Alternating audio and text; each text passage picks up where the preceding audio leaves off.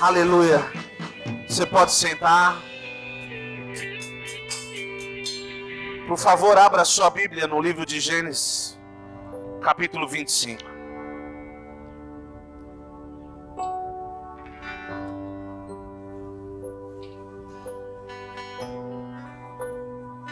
Louvado seja o Senhor.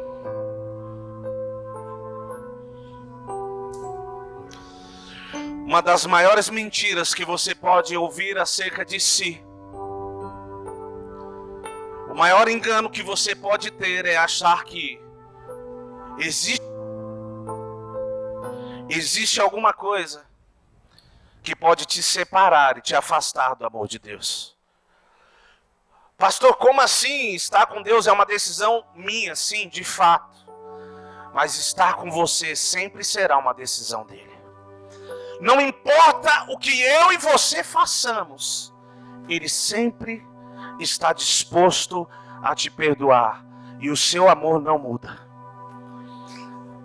Às vezes, equivocadamente, ou através de uma cultura, de um ensinamento que tivemos, de que você faz o bem e o papai do céu te ama, e você faz o mal e o papai do céu fica com raiva de você. De acordo com essa cultura, com este ensinamento, nós achamos que dia Deus está bravo, dia Deus está bem conosco. Isso não é uma verdade. Um dia Deus me ama porque eu fiz o que era certo, e outro dia Ele já não me ama mais porque eu fiz o que era errado. Isso não é uma verdade. Ele te ama sempre. Não existe nada que possamos fazer para que Ele nos ame mais ou nos ame menos. O amor dele é inexplicável. E é por isso que muitas vezes nós não conseguimos entender, porque nós queremos explicar o amor de Deus de uma forma racional. Nós achamos que o amor de Deus ele é explicado como a matemática. 2 mais 2 é 4. Escute, a matemática de Deus é diferente. Talvez para muitos, errar resulta em desprezo. Para Jesus, errar resulta em Ele te dizer: eu continuo te amando.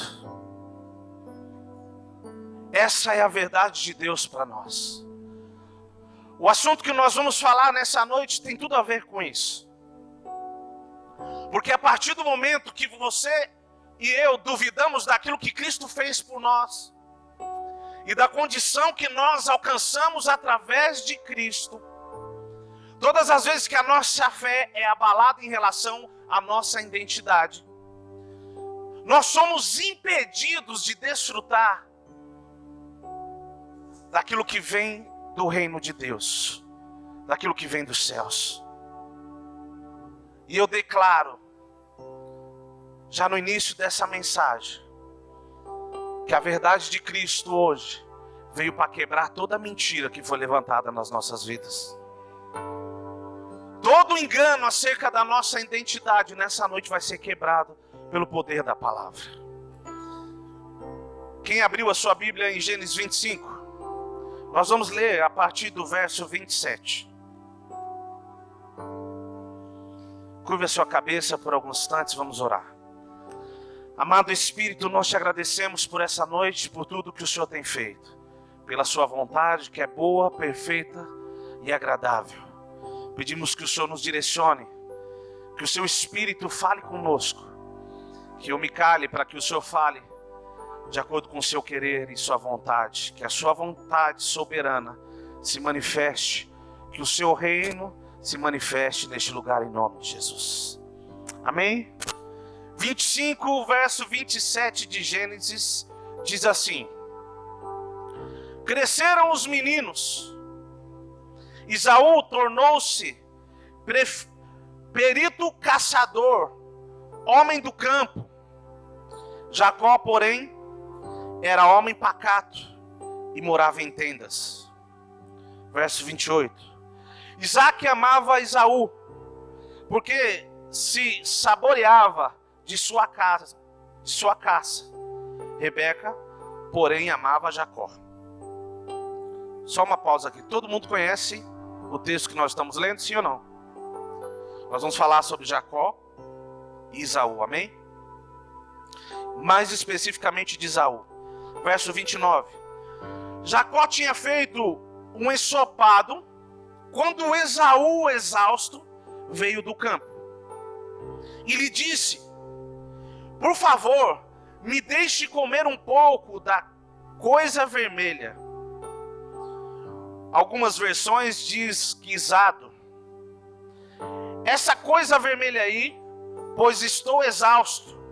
Por isso deram-lhe o nome de Edom. Verso 31. Jacó respondeu: primeiro me vende o seu direito de primogenitura. Vamos ler de novo o verso 32. Ele respondeu, 31. Jacó respondeu: primeiro me vende o seu direito de primogenitura. O 32. Ele respondeu: estou morrendo de fome. De que me vale o direito da primogenitura? Então Jacó disse: primeiro jure. Esaú jurou e vendeu o seu direito de primogenitura a Jacó. E Jacó deu a Esaú pão e o ensopado de lentilhas. Ele comeu e bebeu e levantou-se e saiu. Assim, Esaú desprezou o seu direito de primogenitura. Vamos ler de novo o verso 34. E Jacó deu a Esaú pão e ensopado de lentilhas. Ele comeu e bebeu, levantou-se e saiu. Assim, Esaú desprezou o seu direito de primogenitura. Amém, gente? Nós vamos falar nessa noite sobre o tema os inimigos de nossa fé. Deixa eu te perguntar uma coisa, você pode falar para me ouvir. Qual é o inimigo da sua fé? Qual, gente? Alguém tem inimigo da fé aí, sim ou não? Qual é o inimigo da sua fé? Quem, gente? Quem? Gente, o pessoal tá com medo. Eu acho que é a máscara, né, pastor? É a máscara. Qual é o inimigo da sua fé? O diabo e ouvir mais coisas aí. Gente, o diabo é inimigo da sua fé, sim ou não? Sim ou não? O pessoal tá com medo, gente, mas continua sendo. Ele continua sendo um inimigo declarado.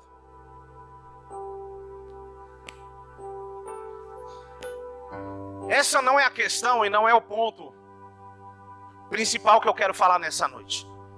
Porque esse, como eu disse, é um inimigo declarado. Todos nós sabemos que o que o diabo quer matar é a nossa fé.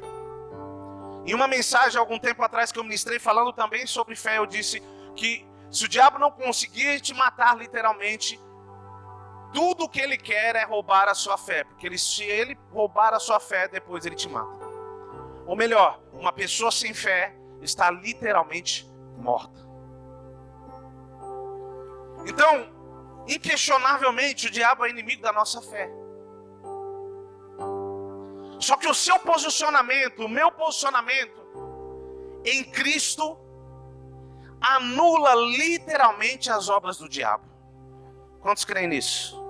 Então eu vou falar de novo e você vai se expressar como alguém que crê. O meu e o seu posicionamento em Cristo anula literalmente as obras do diabo. Ficou quase bom.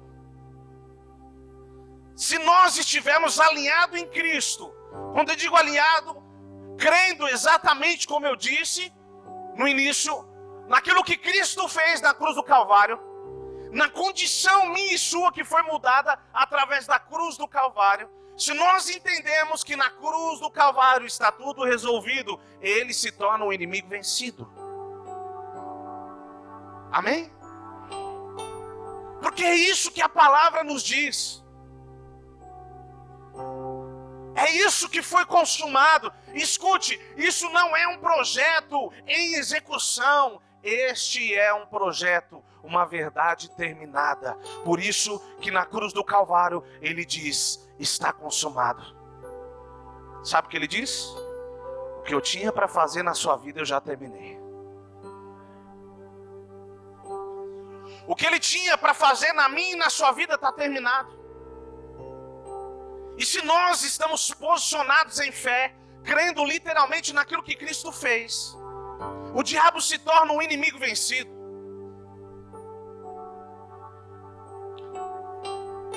Só que existem outras coisas que rondam, que sondam, que querem derrubar a nossa fé. Talvez você vai dizer assim: não, pastor, mas é o diabo. Sim, só que existem coisas que não é literalmente o diabo que faz. Existem coisas que, infelizmente, de acordo com a incredulidade, nós damos para ele fazer. O pastor Ricardo, acho que na quarta-feira, falou sobre o texto de Jesus ter passado por um lugar e não ter feito muitos milagres. Amém? Todos ouviram isso? Por quê? Como que termina o texto? Por causa da incredulidade. Entenda algo.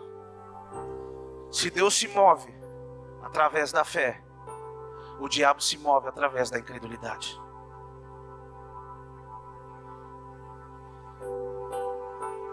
Então é fundamental que nós entendamos, eu e você, que a fé é a ponte, é o caminho que nos coloca nesse lugar onde tudo está feito.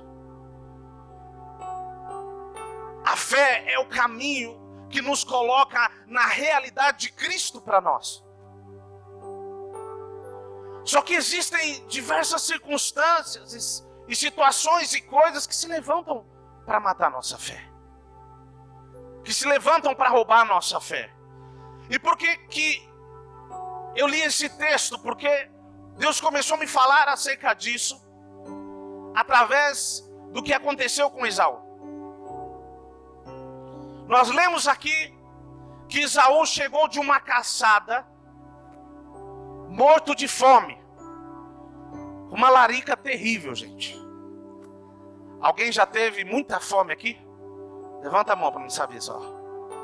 Gente, eu me lembro de uma situação que eu estava com um tio meu no Mato Grosso do Sul e a água que descia para a fazenda que nós estávamos, ela vinha do alto da serra. Vinha por umas mangueiras que ele comprou, quilômetros de mangueira. Ele falou para mim que tinha comprado mais de 5 quilômetros de mangueira. Certo? E um dia faltou a água na casa. Ele falou: ó, se prepara que amanhã cedo nós vamos acordar e vamos seguir a mangueira para achar qual é o caminho que rompeu a mangueira, porque não está chegando água aqui. Gente, nós saímos 6 horas da manhã, andamos. O bendito vazamento não estava no meio do caminho, estava lá na fonte, lá onde saía a água. Nós chegamos de volta, era quase 4 horas da tarde. Sem comer nada, eu já estava passado, quase desmanhando. Alguém aqui já comeu macarrão alho e óleo? Alguém gosta? Gente, minha mãe nunca tinha feito um macarrão alho e óleo. Eu tinha aproximadamente 13, 14 anos de idade. Minha mãe só faz até hoje. Agora ela começou a diversificar um pouco, mas ela só fazia macarrão bolonhesa, que fala? Que é o molho vermelho. E com carne moída. Ela não faz nem só com extrato, ela não faz, só com carne moída. Resumindo, meu tio falou: vou fazer um macarrão alho e óleo. Eu falei: pronto, agora eu vou morrer de fome mesmo. Gente, mas eu estava com tanta fome, que eu nunca comi um macarrão mais delicioso que aquele. Foi a primeira vez e eu gostei. Falar a verdade, eu gosto, mas eu nunca tinha comido. Para quem é acostumado a ver aquele macarrão vermelhinho, cheio de carne moída, quando olha para o macarrão com os pedaços de alho. Só que a fome falou mais alto. E, gente, eu comi, mas comi com gosto. E eu nunca mais esqueci do macarrão alho e óleo. Porque quando nós estamos em algumas situações desse tipo, parece que aquilo é incontrolável. Quando você vê que você não vai comer tão cedo, você começa a pensar que vai morrer de fome, sim ou não? Sendo que, cientificamente, não é tão simples assim morrer de fome. É mais fácil nós morrermos por falta de água. Mas comida demora um pouquinho mais para morrer. Só que naquele momento, Esaú estava dizendo assim: eu estou morrendo de fome. Eu não aguento mais. Me dá esse negócio vermelho, não é isso que diz aqui, essa coisa vermelha? Se ele sabia o nome do que estava sendo feito, eu não sei. Eu também não sabia no dia o que era. Mas ele sabia que estava com fome. E naquele momento, ele não conseguiu avaliar mais nada à sua volta. Tudo que Esaú conseguia dimensionar e maximizar era o que ele estava sentindo. Nós, por outro lado, olhamos para Jacó e questionamos Jacó. Só que preste bem atenção. Ninguém pode comprar nada que não esteja à venda. Jacó só conseguiu comprar aquilo que Esaú estava disposto a vender. Ninguém pode comprar aquilo que não está à venda. Só se pode comprar aquilo que está à venda. Se Jacó comprou, é porque Esaú estava disposto a vender. Só que quando nós olhamos para esse texto, nós avaliamos toda a questão teológica, a questão cultural. Por exemplo, o primogênito tinha direito diferenciado, sim ou não? Sim ou não?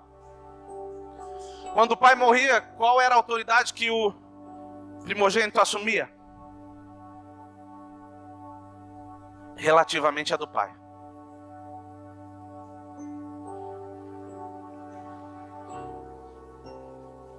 Nesse texto mesmo, se você for estudar, você vai ver que quando a bênção é liberada, a mão direita, ela é colocada sobre o filho mais velho, que significa a bênção maior.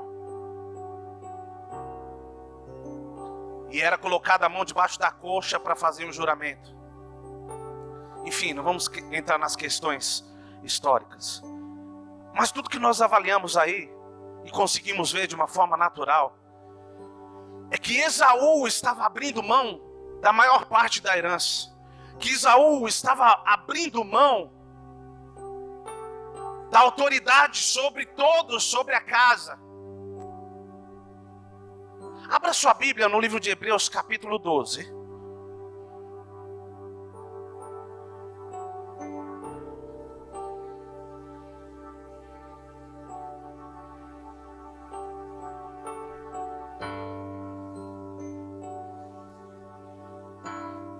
Hebreus capítulo 12.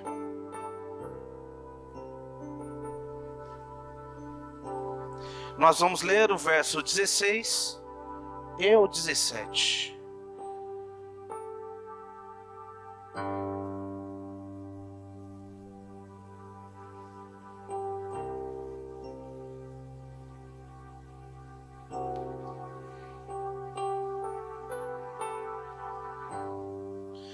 Vamos tentar ver a atitude de Esaú partindo da ótica de Deus. Vamos tentar ver o que representa no mundo espiritual a atitude de Esaú.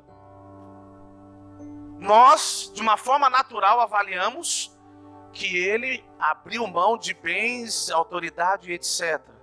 Mas existe uma visão de Deus acerca disso.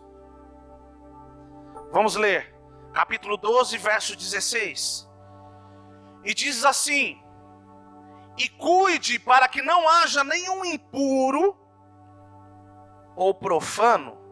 Como foi? Gente, mas ele só não trocou os bens? Ele só não trocou a autoridade que ele tinha? Talvez essa é a forma que nós naturalmente avaliamos. Vamos continuar lendo, vamos ler de novo 16. E diz assim: cuidem para que não haja nenhum impuro ou profano, como foi Esaú, o qual por um prato de comida vendeu o seu direito de primogenitura. Verso 17. Vocês sabem também que posteriormente, querendo herdar a bênção, foi rejeitado, pois não achou lugar de arrependimento, embora com lágrimas o estivesse buscado. Por que eu quis ler o verso 17?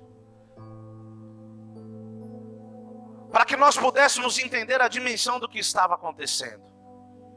A ideia não é passar para vocês um Deus mau, não é isso. Porque de acordo com o que nós vivemos através de Cristo e a realidade da nova aliança, não existe nada que Ele não possa perdoar, amém? Só que eu queria que nós prestássemos atenção no que Deus diz acerca disso. Porque para Deus não foi simplesmente um homem que negociou a sua herança. Naquele momento, o que Esaú estava negociando era a sua fé. Pastor, como assim? Não tem nada a ver assim. Eu não vou abrir os textos, mas eu vou tentar te esclarecer. E vou ser bem objetivo. Esaú fazia parte da linhagem de Abraão, sim ou não? Sim ou não, gente? E o que Deus prometeu para Abraão? Alguém se lembra? Por ti todas as famílias da terra serão benditas. Preste bem atenção. Qual era o projeto? Que isso fosse acontecendo através dos primogênitos. Quem iria dar continuidade se não tivesse vendido a primogenitura? Esaú. Em outras palavras, eu queria que você entendesse que na verdade Esaú não vendeu simplesmente a sua herança ou a autoridade que ele teria na sua família. Na verdade, Esaú negociou o que Deus tinha para ele. Esaú permitiu com que o desejo, com que a fome, com que o apetite carnal dele fosse maior do que a promessa que Deus tinha para cumprir através da vida dele. Então Esaú não simplesmente negociou o que era natural. Preste bem atenção.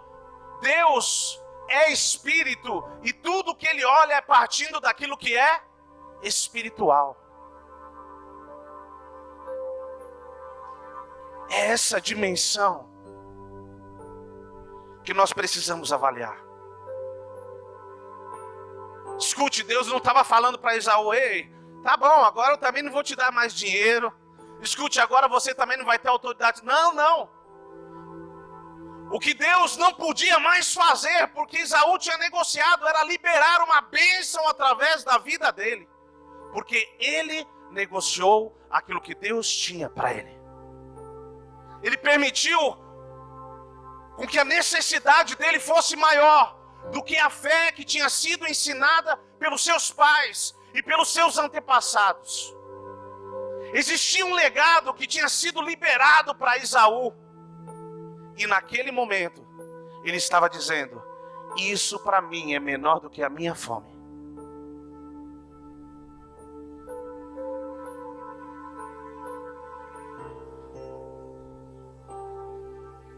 E por que eu disse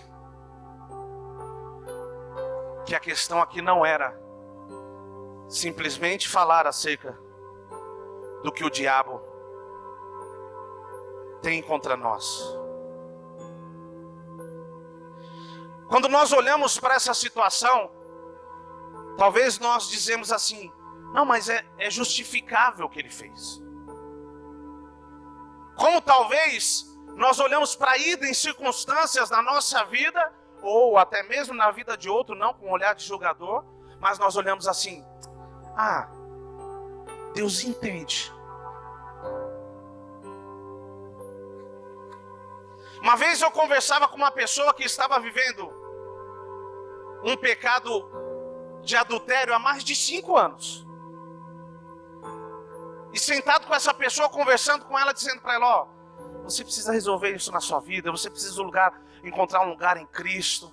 O marido que você tem não é seu, e etc e tal e tal.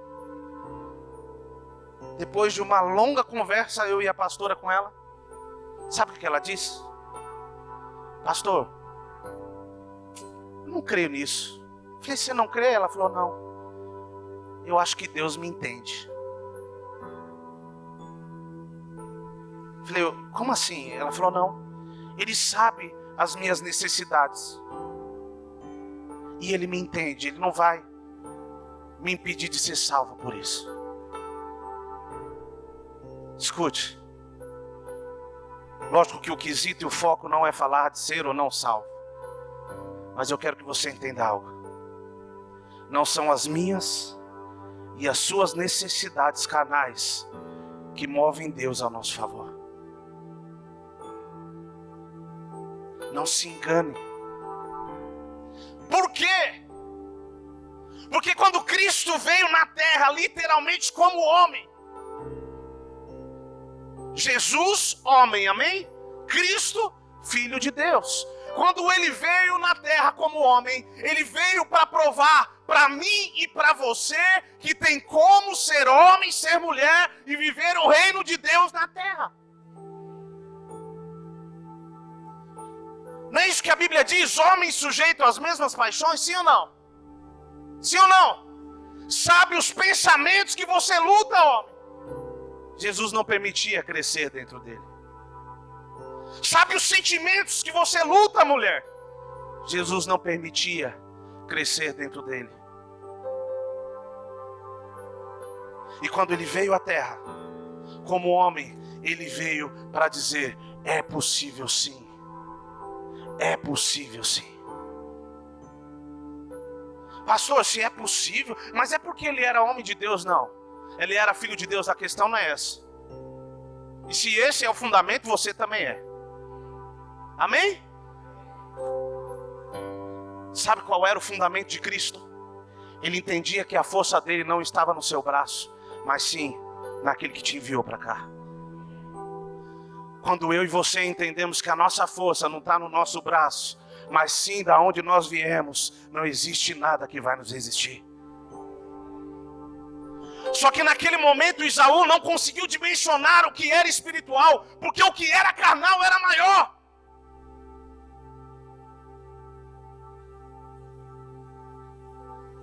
Eu tenho certeza, convicção no que eu vou dizer, que todos nós aqui já enfrentamos situações aonde a nossa carne, o nosso desejo, a nossa alma tentou ser maior que a nossa fé.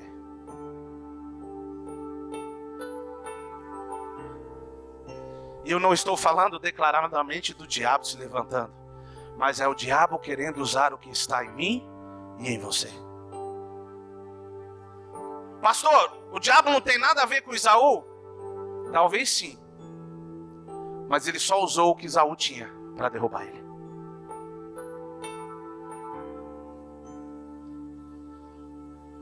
O diabo só usou aquilo que era carnal para derrubar ele, para impedir com que ele desfrutasse de uma promessa. Existem circunstâncias que eu e você passamos, que elas parecem ser naturais. E se eu e você permitirmos com que isso cresça, isso vai roubar a nossa fé e vai nos impedir de desfrutar daquilo que Deus tem. Eu vou te dar um exemplo agora. Você que é casado. Quantos aqui são casados há mais de 5 anos? Há mais de 10? Há mais de 15? Há mais de 17? Há mais de 20? Eu estou quase chegando lá, o ano que vem eu chego lá. Há mais de 25? Há mais de 30? Eita, olha que benção. Há mais de 35? Olha, tem 2 ainda, viu, gente? Gente, vamos aplaudir ao Senhor pela vida deles?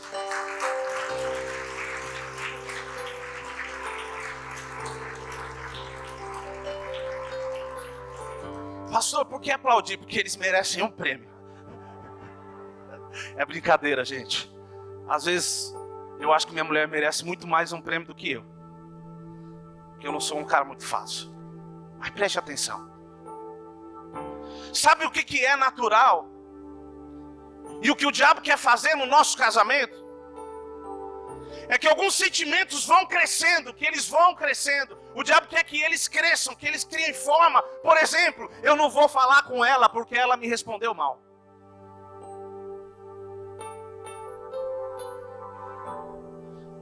Eu não vou falar porque ele está errado ou ela está errada. Natural agir assim, sim ou não? Quem tem que vir pedir perdão? É ela. É ele.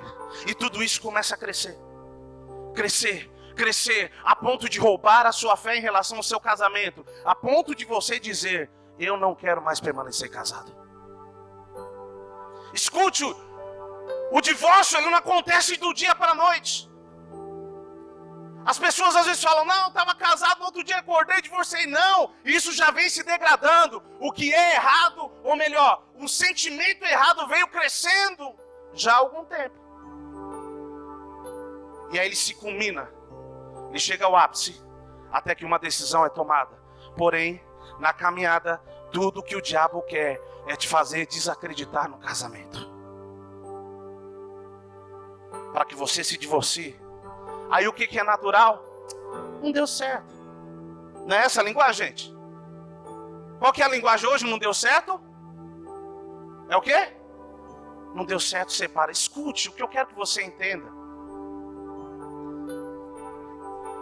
É como as situações de uma forma natural, aparentemente natural, são usadas. A minha ideia não é acusar você de forma alguma se você se divorciou. Mas eu quero usar esse exemplo porque a Bíblia compara o relacionamento da igreja e Cristo com o casamento. E se eu e você não estivermos atentos, e não prestarmos atenção, e não mantermos os nossos olhos fixos em Cristo, situações vão se levantando para roubar a nossa fé. E sem que nós percebamos, nós negociamos a promessa. Aquilo que Deus prometeu que ia fazer através de você. Por coisas banais, pequenas. Por apenas um desejo. Existem pessoas que dizem que o ser humano é um animal. Alguém já ouviu isso ou não? Racional, mas é. Deixa eu te falar uma coisa. Você não é um animal. Pastor, como assim? Eu vou te explicar. A ciência alega que o ser humano, o homem e a mulher, é um animal baseado naquilo que é natural. A questão humana.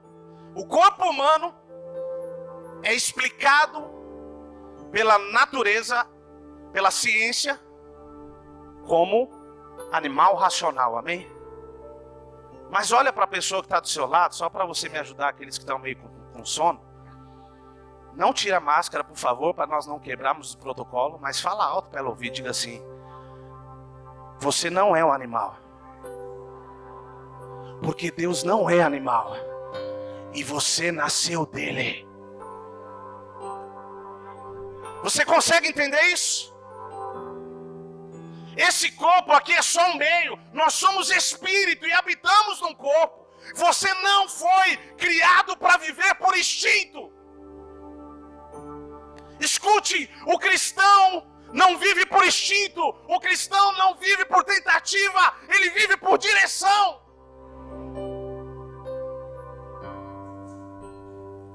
Naquele momento, Esaú tomou decisões pelo instinto dele.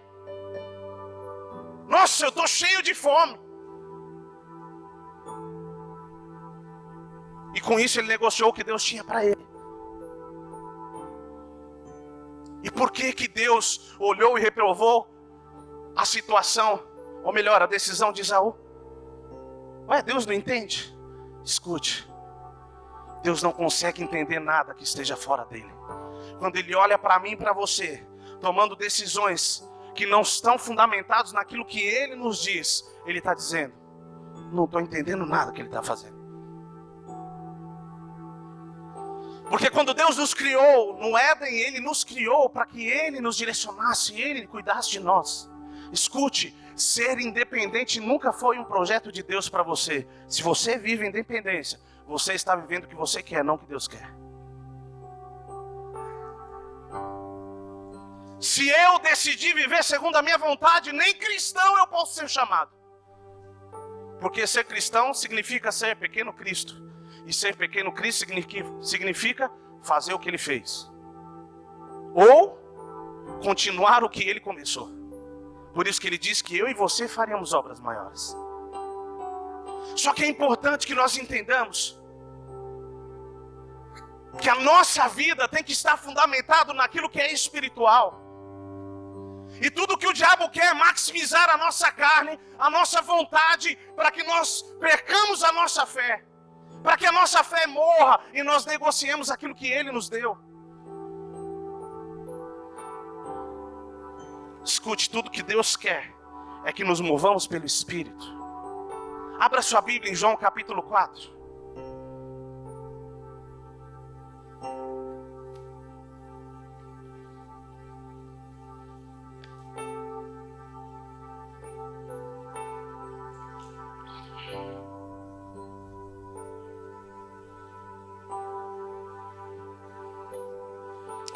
Glória a Deus. João capítulo 4.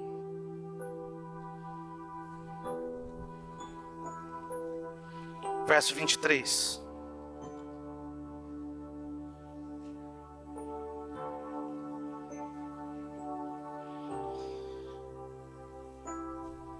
Gente, eu já ouvi esse versículo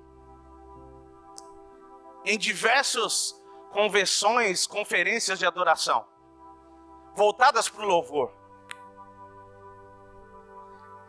E a primeira coisa que eu quero que você entenda é que a adoração não está 100% ligada à música. A adoração é além de uma canção. Amém? Mas eu ouvi um monte de vezes que era disso que esse texto está falando. Não é isso. A adoração está acima de uma canção.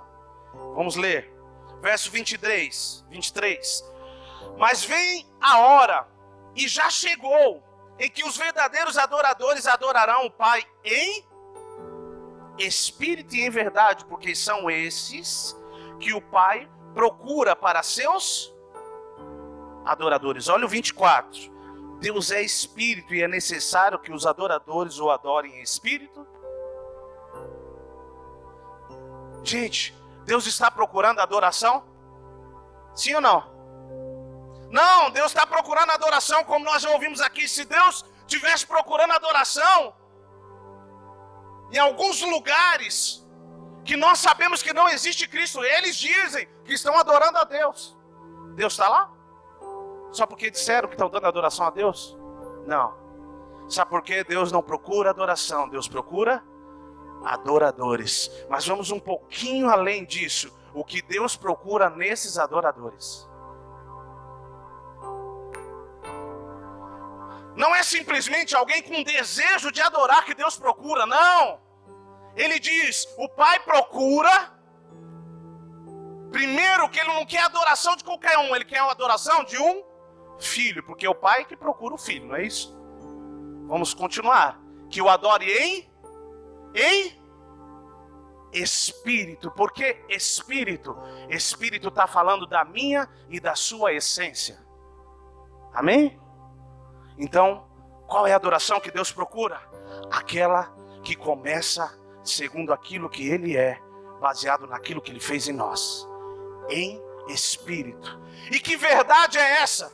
O Pai procura adoradores que o adoram em espírito, essência, que adora o Pai em espírito e em verdade. Pastor, o que é verdade? É a realidade de Cristo em nós. Então eu vou te explicar da seguinte forma: o que o Pai procura na minha e na sua adoração é algo dele e a realidade dele em mim e você. E isso não pode ser dado apenas em canções. Isso não pode ser dado apenas na dança. Quando Deus olha para mim e para você, quando estamos adorando Ele está procurando Ele dentro de nós. Ele está procurando a realidade dele dentro de mim e de você. E porque o que Esaú foi feito foi reprovado, porque o que ele estava fazendo não era segundo o que Deus o direcionou, mas sim segundo a sua vontade. Pastor, de onde você tirou isso? Vamos lá, abra sua Bíblia em João, capítulo 14. Vou tentar correr um pouco mais.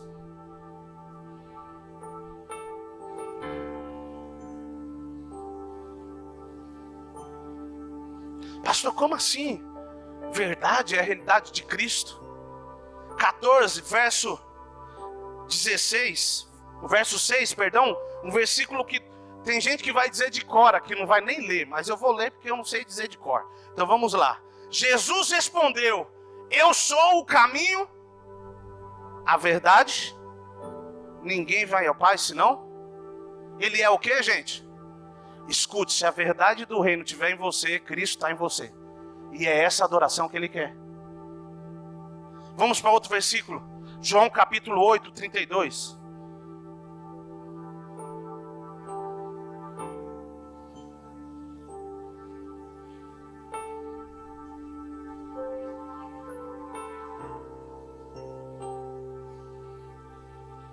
Quem achou João 8, 32? Alguém lê para mim em voz alta, por favor.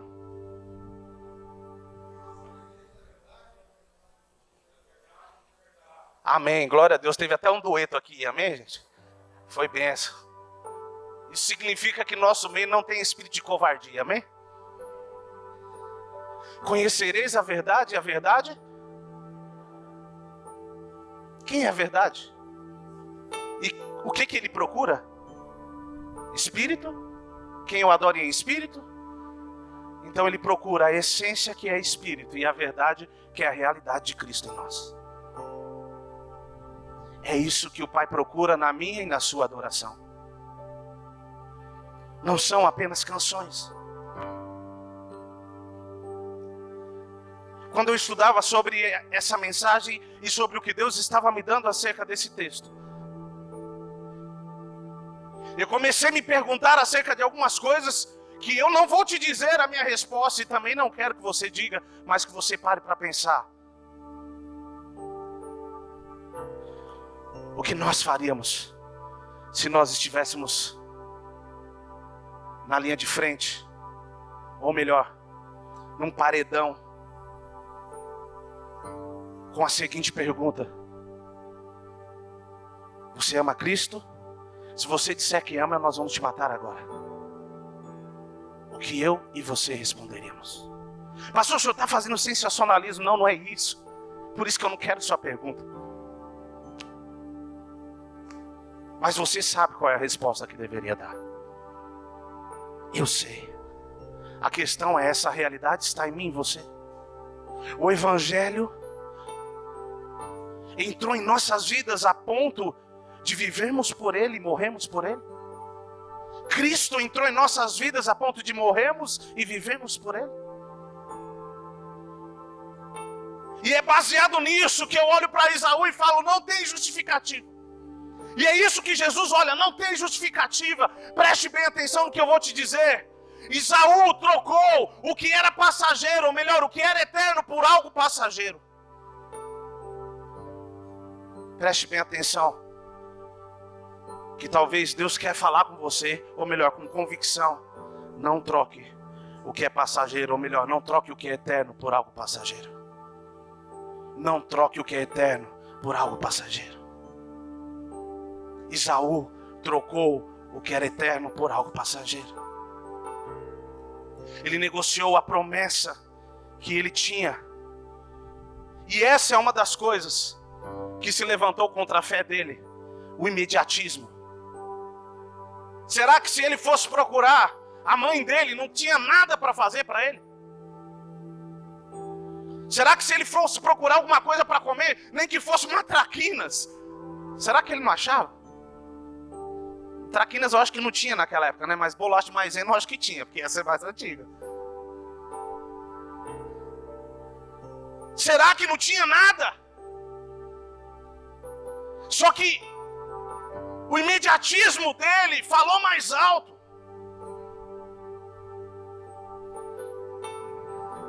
Escute, esse pode ser um dos inimigos da sua fé, o imediatismo, a sua vontade, o seu querer, o seu tempo. E aí você percebe que aí não é o diabo. Talvez você está olhando para algumas situações e se lembrando neste momento de algumas promessas que Deus te deu há 10, 15, 20, 30 anos.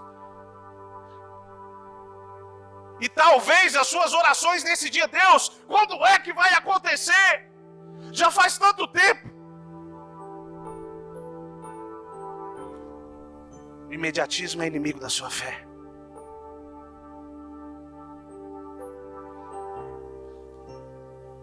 Quando esse sentimento quiser se levantar, não troque o que é eterno por algo passageiro. Muito pelo contrário, levante as suas mãos aos céus e diga: porque Ele vive, posso crer no amanhã. Porque Ele vive, temor não há, mas eu sei que a minha vida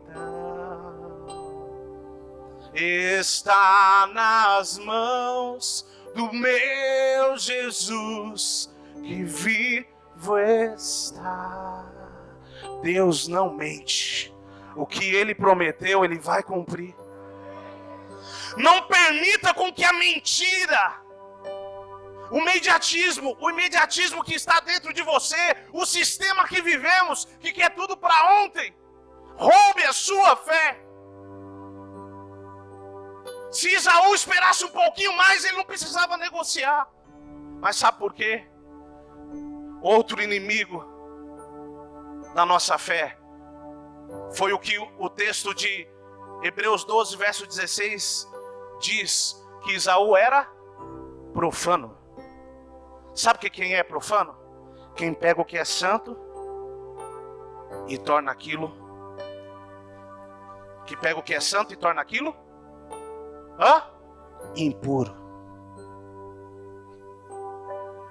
Esaú pegou o que era santo, a promessa que ele tinha, e tornou aquilo impuro, porque negociou por um prato de comida. A primeira coisa é o imediatismo. Vamos ler algo acerca do imediatismo. Abra sua Bíblia no livro de 1 Pedro, capítulo 2. Estamos quase acabando. Não vou falar que eu já estou acabando, porque isso não é mentira, né?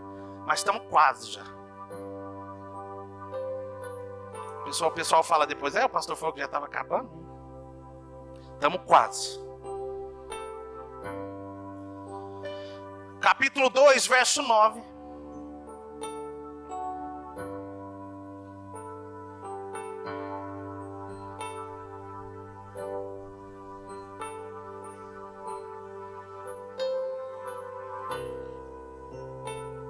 Ou melhor, vamos ler primeiro a respeito do que é profano, depois nós vamos ler Pedro também a respeito do imediatismo. Capítulo 2, verso 9. Diz assim: vocês, porém, são geração eleita, sacerdócio real, nação santa, povo de propriedade exclusiva de Deus, a fim de proclamar as virtudes daquele que os chamou das trevas para a sua maravilhosa luz. Vamos ler de novo.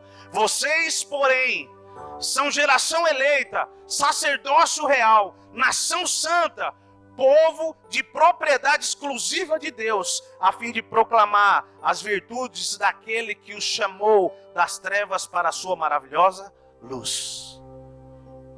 Escute, segundo a essência daquele que te criou, você é santo.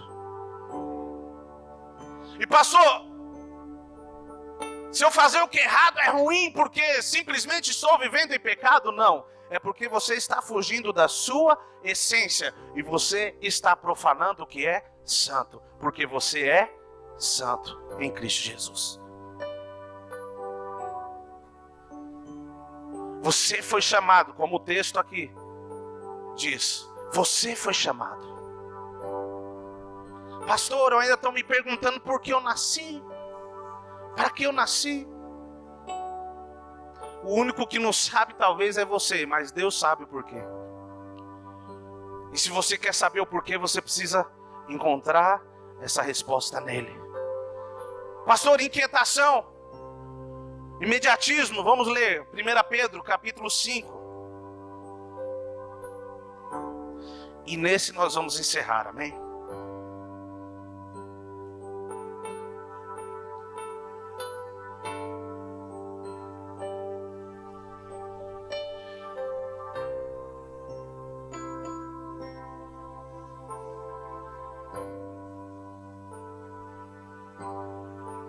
Quem achou 1 Pedro capítulo 5, verso 6, gente, diga amém.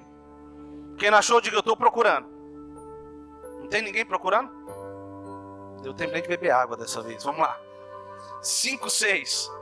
Portanto, humilhem-se debaixo da poderosa mão de Deus, para que Ele, em tempo oportuno, os exalte. Tempo oportuno segundo a vontade dEle, amém? Verso 7, lance sobre ele todas as suas ansiedades, porque ele cuida de vocês. Escute, Deus cuida de você. Essa é uma realidade. Ele é seu pai e é ele quem cuida de você. Vamos ler o verso 8. Sejam sóbrios e vigilantes. Por que ele está dizendo sóbrio? Que você não seja influenciado por nenhuma bebida forte, muito menos por nenhum sentimento que tire você da sobriedade, do sentimento, ou melhor, da capacidade de tomar decisões sem nenhuma influência. Escute, o que ele quer dizer com sejam sóbrios? Ei, sejam como vocês têm que ser naturalmente em Cristo. Sóbrios é quem entende de fato quem é. Vamos lá. Sejam sóbrios e vigilantes. O inimigo de vocês, o diabo, andam em derredor como um leão que ruge procurando alguém para devorar. 9. Resistam-lhe firmes na fé, certos de que os irmãos de vocês espalhados pelo mundo estão passando por sofrimentos iguais ao de vocês. E o Deus de toda a graça, que em Cristo os chamou e a sua eterna glória, depois de vocês terem sofrido por um pouco, Ele mesmo irá aperfeiçoar, firmar, fortificar e fundamentar vocês. Olha, gente. Eu quero encerrar falando a respeito de um homem que circunstâncias se levantaram para roubar sua fé. Alguém aqui já ouviu falar sobre toda a história de Jó? Sim ou não? Já leram, já ouviram falar? Jó foi um homem que tinha muitas coisas. Tinha muitas riquezas, uma bela família. E ele perdeu tudo.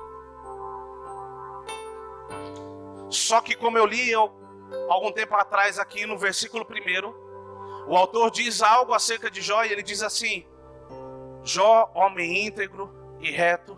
Não é isso que diz? No verso 7 ou 8, a Bíblia diz que Deus fala para o diabo: observaste meu servo Jó, homem reto e íntegro, temente a Deus, sim ou não? Isso era o que Jó era no capítulo 1. O que isso significa? Jó mantinha um relacionamento com Deus diferenciado, a ponto de Deus olhar para ele e falar: ó, você viu lá meu filho? Gente, de verdade, ninguém passaria ou ninguém faria uma situação dessa se tivesse dúvida. Quantos aqui têm filhos? Você sabe o que o seu filho é capaz de fazer, sim ou não? Sim ou não? Quer dizer, parte a gente sabe, né? Tem coisa que assusta às vezes, né? Eu não ia colocar a mão pelo meu filho se eu soubesse que ele era capaz de fazer aquilo. E eu sou muito realista nisso, viu, gente? Eu tenho 2 filhas que, se nós fôssemos explicar a caminhada delas geograficamente, uma vai para o norte e outra vai para o sul. São opostos, né? Só para vocês terem uma ideia, uma curte balé e a outra curte black.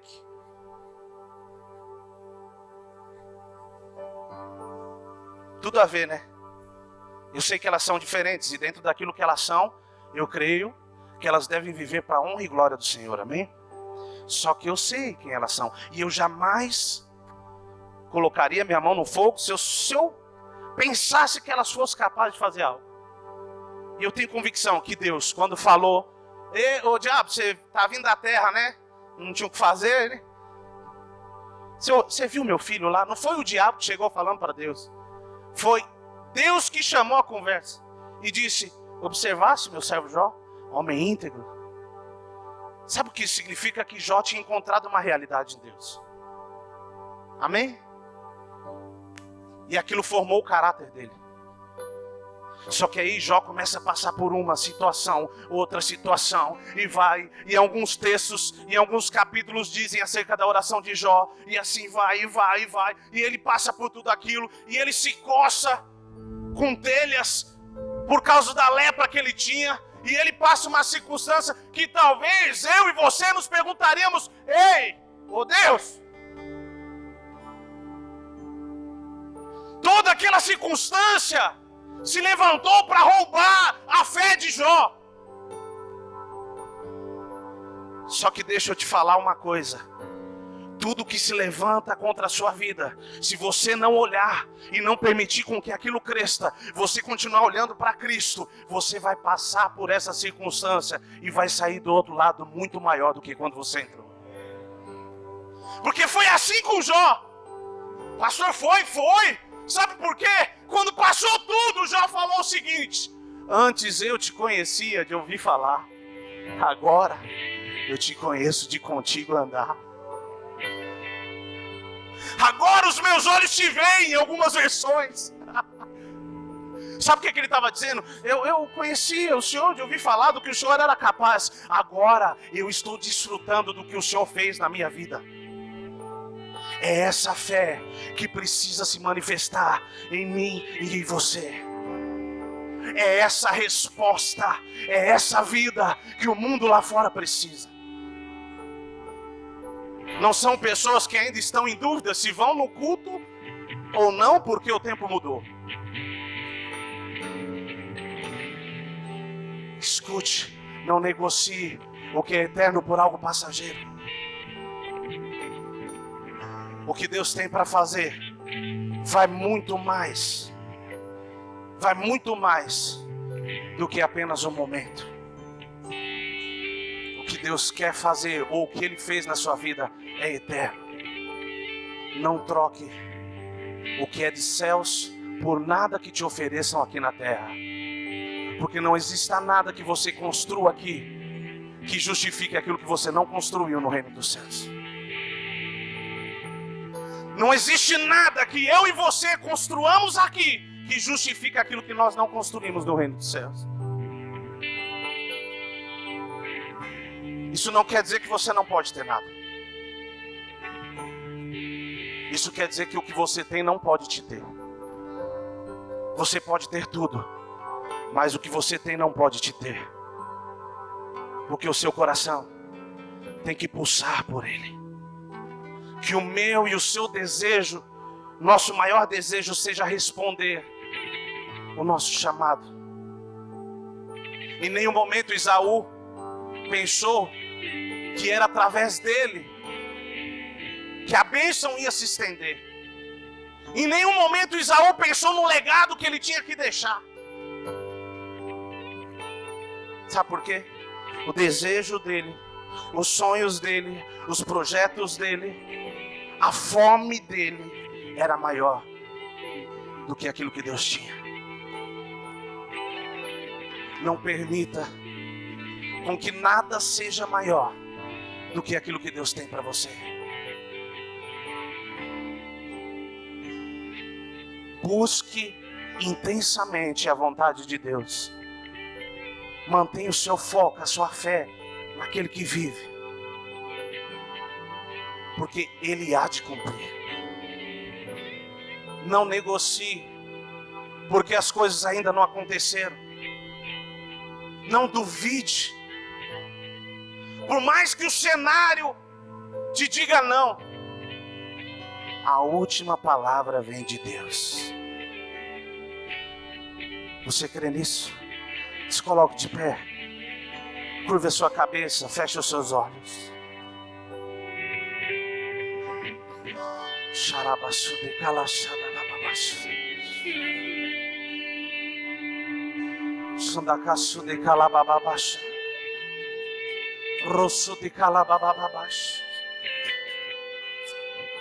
Eu sinto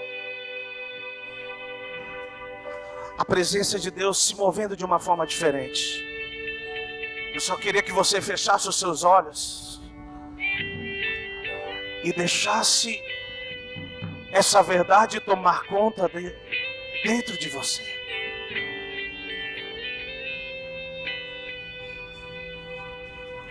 Talvez você tenha profanado o que é santo. Fale com Deus, diga: Jesus, é hoje que eu quero santificar, eu quero me santificar. Talvez você tenha permitido com que o imediatismo, o tempo que nós vivemos, que é tudo para ontem, tome conta de você. Ei, o Senhor continua no seu sublime trono e Ele está no controle de todas as coisas. Tire os seus olhos da circunstância, tire os seus olhos das suas necessidades e olhe para aquele que pode suprir todas as necessidades. Olhe para os lírios do vale, que o nosso maior agricultor cuida dele. Olhe para os pássaros, que quem alimenta é o nosso Pai. Será que você não é maior que isso? Sim, você é maior do que as suas necessidades. Por isso, Deus há de suprir todas as suas necessidades. Deus há de cumprir cada palavra liberada. Se Ele disse que você se tornaria um pastor, você será. Se Ele te disse que te levaria às nações, assim será. Se Ele te disse que Ele ia te usar no meio da sua família, assim será. Se Ele te disse que milagres iam acontecer e é isso que Ele te diz, assim será. Vamos, fale com Deus. Não tenho nada pra te oferecer,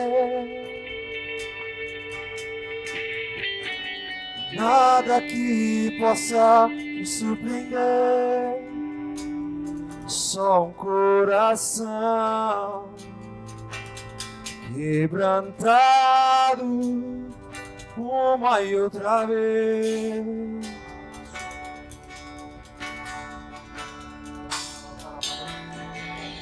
E não há nada que me apaixone mais, nada que me impressione mais. Só tua presença, só o teu olhar me fazem suspirar.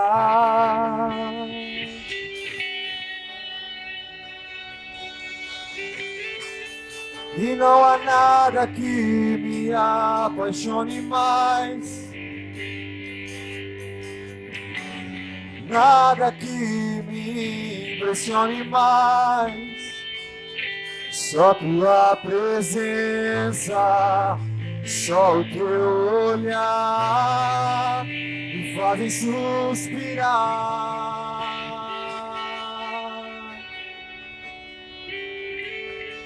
Me inclino ante a ti, Rei que perdoa multidão de erros. Me inclino ante a ti,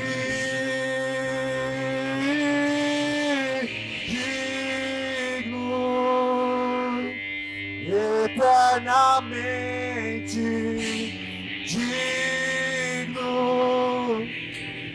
impressionante, digno. Diante de ti eu me inclino.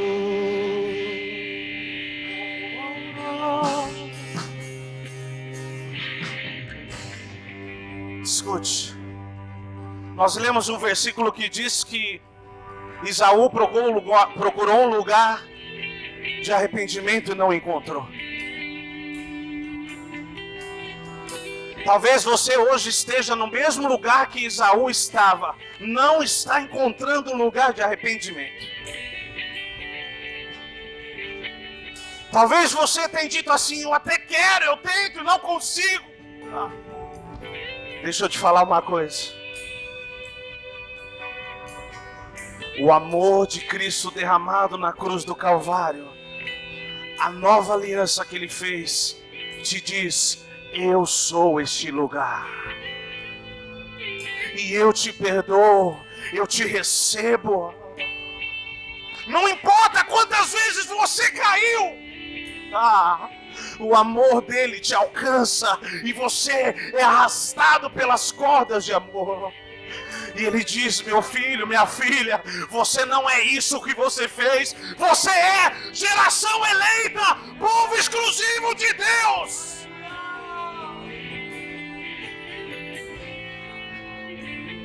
Por mais que você profanou aquilo que era espiritual, Deus te diz: hoje eu mudo a sua história.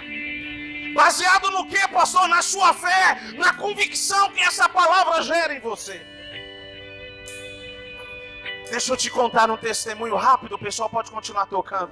Preste atenção no que eu vou te dizer.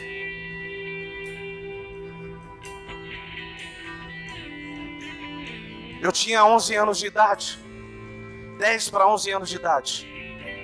Estava brincando com um primo meu. Na época nós criávamos passarinho e colocávamos para reproduzir, era a nossa diversão.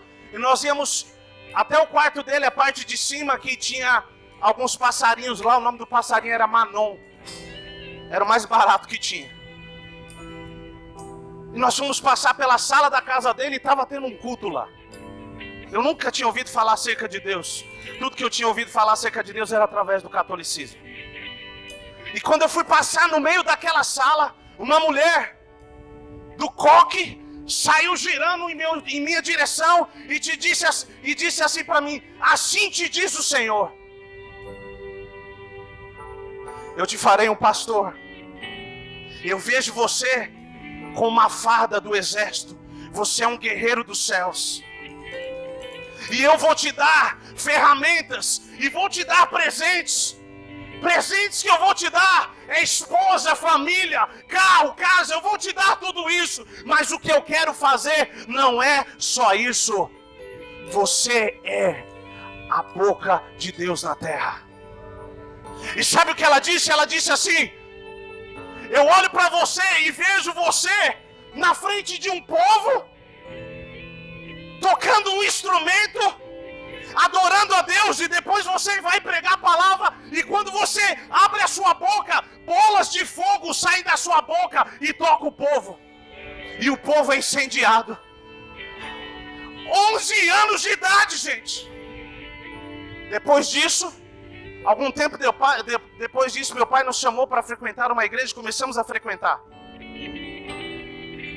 11 anos de idade, não me pergunte que ano que era, que eu não lembro. Mas eu tinha 11 anos, é muito tempo. Preste atenção nisso. Em 2011, amor, nós voltamos de registro? Não, nós fomos em 2011. Fazem 5 anos. 2014, 2015 é um desses 2 anos, nós voltamos de registro. Aproximadamente começo de junho, fim de maio. No mês de junho, julho, nós fomos para o Amazonas, aonde a Marli está. O ano que a Marli ficou lá, nós estávamos junto com ela. E nós visitamos 11 tribos indígenas e 5 comunidades ribeirinhas. Nós voamos até Manaus. De Manaus pegamos um barco 18 horas de Manaus a Maués. Dormimos em Maués, depois no outro dia pegamos outro barco e fomos 9 horas de barco a primeira tribo indígena. O culto lá começou 7h30 da noite e acabou 1h30 da manhã. Aquele povo não queria parar. No meio da selva amazônica. O barco foi levado por meio do rio, nós dormimos lá no meio do rio. E quando nós descemos para a próxima tribo, o pastor que estava à frente disse assim: Cleito, você vai ministrar lá embaixo o louvor e a palavra. Eu ainda brinquei com ele e falei: rapaz, não tem mais pastor aqui não? Ele falou: não, Deus me disse que é você. E aquela comunidade estava um pouquinho avançada. Na hora do culto, eles ligaram o gerador para nós fazermos o culto. E eu peguei meu violão e comecei a adorar a Deus no meio da selva amazônica. Literalmente. Estávamos a 9 horas de distância de barco da cidade mais próxima. E eu tocava o meu violão e adorava. E eu olhava para o fundo da igreja assim. Eu vi uma mulher chorando copiosamente e ela não parava de me olhar. E eu continuei, ministrei o louvor, depois comecei a ministrar a palavra. E essa mulher, durante a palavra, não parava de chorar. Ministrei a palavra, terminei a palavra. E essa mulher me procurou depois do culto.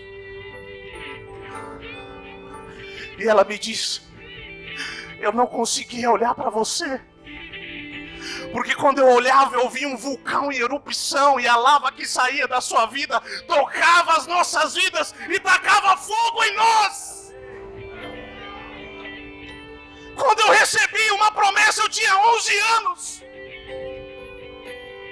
Depois não sei quantos anos se passaram, no meio da selva amazônica, que ninguém sabia, Deus disse: eu sou quem te prometeu e eu estou cumprindo. Escute, o Deus que é meu pai é o seu pai. O que ele faz na minha, ele faz na sua. Não duvide, continue olhando para os céus, continue olhando para Cristo. Se Ele disse que é, já é. Se Ele disse que vai fazer, já fez. Busque esse lugar em Deus. Não permita com que o imediatismo tome conta do seu coração.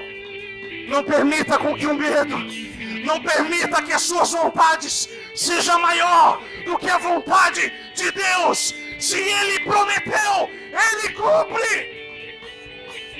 Se você crê nisso, adore a Ele. Adore a Ele, levante a sua voz em adoração.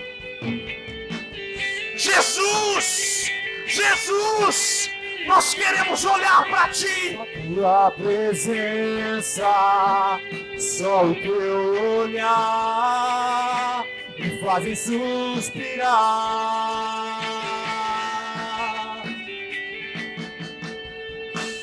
Me inclino ante a Ti, Rei que perdoa multidão de erros, me inclino ante a ti.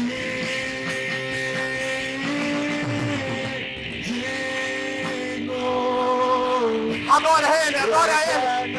Vamos, adora Ele, não olhe para a circunstância. Impressionante. Digno, diante de ti eu me inclino.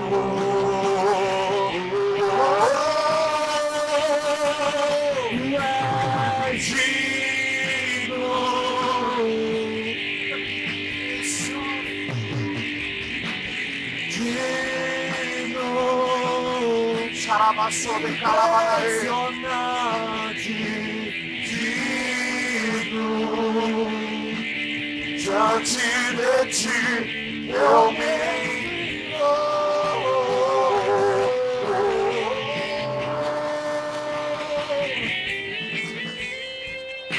Te adoramos, Jesus. Nós te adoramos. Nós te adoramos. Com tudo que há em mim, eu te adoro. Oh, alamaçô, alamanaê.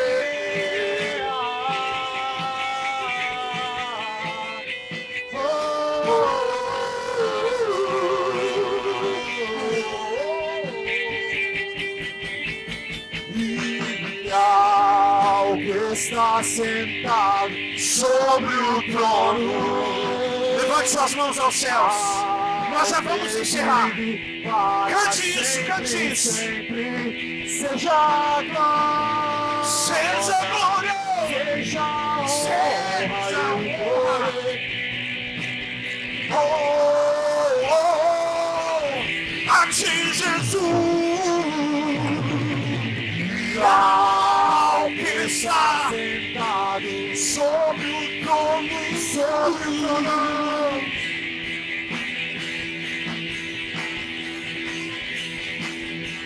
Seja a honra e o poder. Ninguém vai roubar a sua glória. Ninguém vai roubar a sua glória. Ninguém vai roubar a tua glória. Vamos, levante a sua voz. Diga isso, diga isso. E tudo volta pra ti. Ninguém vai roubar a tua glória. Tudo veio de ti. Ninguém vai roubar a tua glória. Ninguém vai roubar a tua glória. Tudo veio de ti. Tudo volta pra ti. Ninguém vai roubar a tua glória. Ninguém vai roubar a tua glória. Tudo veio de ti. Tudo volta, ninguém vai roubar.